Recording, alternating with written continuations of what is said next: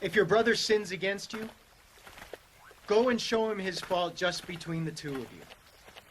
If he listens to you, you have won your brother over. But if he will not listen,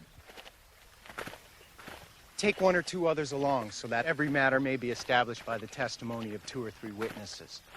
If he refuses to listen to them, tell it to the church.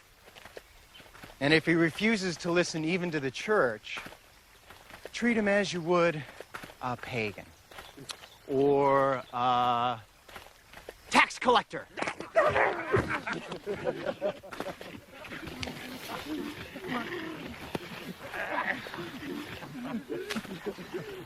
I tell you the truth. Whatever you bind on earth will be bound in heaven.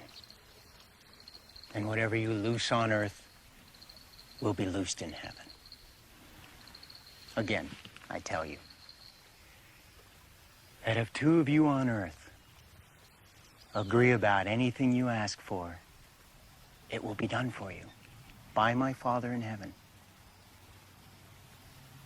For where 2 or 3 come together in my name, there am I with them.